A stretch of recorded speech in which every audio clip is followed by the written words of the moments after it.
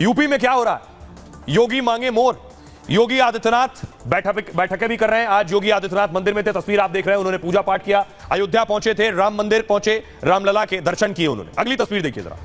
उसके बाद योगी आदित्यनाथ हनुमानगढ़ी पहुंचे। मान्यता है कि जो रामलला के दर्शन करे उनको एक बार हनुमानगढ़ी जाना पड़ता है। एक और तस्वीर आपको दिखाऊं। उसके बाद योगी आदित्यनाथ ने मीटिंग ली, बड़ी बैठक। तैयारी है चुनाव जीतने की, तैयारी है कि कैसे आखिर उपचुनाव जो होने वाले हैं उसमें जीत दर्ज की जाए। अगली तस्वीर दिखाऊं। योगी आदित्यनाथ ने पूरी टीम बना दी है, बड़े नेताओं को बड़ी जिम्मेदारी दी गई है, क्योंकि कोशिश यह है कि 10 सीटों पर उपचुनाव है और 10 में से 7 से ज्यादा सीटें बाबा को जीतनी है। ये रिपोर्ट देखिए। बिसात बिछ चुकी है, यूपी में एक बार फिर दंगल होने वाला है। इस चुनावी दंगल में योगी ने फ्रंट फुट पर खेलने का फैसला किया है, क्योंकि योगी को पता है कि जो लोकसभा चुनाव में हुआ अब नहीं होने वाला। एक काट की हंडिया बार बार नहीं चढ़ने वाली है, उसका समय पूरा हो गया। एक काट की हंडिया बार बार नहीं चढ़ने वाली है, उसका समय पूरा हो गया। यूपी में बीजेपी ने उपचुनाव की 10 सीटें जीतने का लक्ष्य रखा है। जो सबसे मुश्किल सीटें हैं उसे योगी ने खुद अपने पास रखा है। बाकी की सीटों की जिम्मेदारी दूसरे नेताओं को सौंप दी है। योगी फ्रंट फुट पर है तो अखिलेश यादव बैकफुट पर।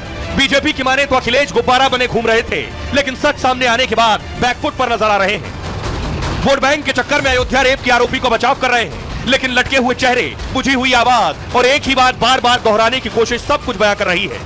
अब देखिए जरा योगी आदित्यनाथ ने क्या तैयारी की है, कैसे जीतेंगे उत्तर प्रदेश की ये सीटें। यूपी में पासा पलटता दिख रहा है। दरअसल उपचुनाव में बीजेपी जीतती नजर आ रही है, सर्वे ये कह रहे हैं। यूपी में 10 सीटों पर उपचुनाव होने वाले।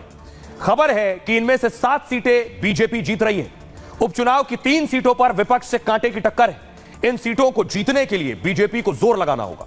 योगी की सुपर 30 टीम की रिपोर्ट में यह खुलासा हुआ है। सुपर 30 में योगी के 30 अनुभवी मंत्री शामिल हैं, जिन्हें उपचुनाव जिताने की जिम्मेदारी दी गई है। 3 मंत्रियों के जिम्मे 1 विधानसभा है। सोमवार देर शाम सुपर 30 ने अपनी रिपोर्ट योगी को सौंपी। रिपोर्ट पर योगी की अगुवाई में विस्तार से मंथन हुआ। इस मंथन में सरकार और संगठन को शामिल किया गया। डिप्टी सीएम केशव प्रसाद मौर्य और ब्रजेश पाठक भी पहुंचे। प्रदेश अध्यक्ष भूपेंद्र चौधरी और संगठन महामंत्री धर्मपाल सिंह भी थे। योगी ने सभी नेताओं को 2-2 सीटें जिताने की जिम्मेदारी दी है। योगी ने 2 सीटें सिर्फ अपने पास रखी हैं, जो सबसे मुश्किल सीट भी है। अब देखिए जरा योगी ने जो चैलेंज लिया है वो चैलेंज क्या है। बाबा का चैलेंज है जो सबसे मुश्किल सीटें हैं वो तो मैं ही जीतूंगा। उसको खुद अपने पास रखा है, उसकी जिम्मेदारी। पहली सीट मुश्किल सीट है मिल्कीपुर, अयोध्या की मिल्कीपुर। सपा के अवधेश प्रसाद यहीं से विधायक थे। अवधेश प्रसाद अब फैजाबाद से सांसद हैं। मिल्कीपुर सीट फैजाबाद संसदीय क्षेत्र में आती है और योगी ने इस सीट को जिताने का बीड़ा खुद उठाया। अगली सीट है कटेहरी। कटेहरी सीट अंबेडकर नगर में है और कटेहरी सीट भी बीजेपी के लिए टफ फाइट है। यहां 2022 में कटेहरी सीट भी समाजवादी पार्टी के पास थी।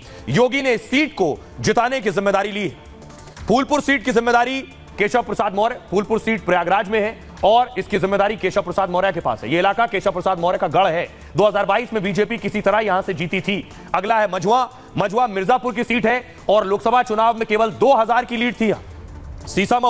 सीसामऊ सीट कानपुर में पड़ती है। इसकी जिम्मेदारी भूपेंद्र चौधरी की है और यहां से सपा के इरफान सोलंकी विधायक रहे। इरफान को सजा हो गई। थोड़ी मुश्किल यह है, लेकिन बीजेपी से सीट जीत सकती है और यह जिम्मेदारी सबसे मुश्किल सीटों में से एक मानी जाती है, करहल सीट।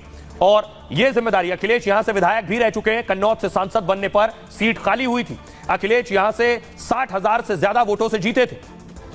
अब भूपेंद्र चौधरी को मीरापुर सीट की जिम्मेदारी दी गई है। मीरापुर पश्चिम यूपी में है। भूपेंद्र चौधरी पश्चिम यूपी से ही आते हैं और हालांकि इस सीट पर आरएलडी का भी दावा है। कुनर की सीट मुरादाबाद में है।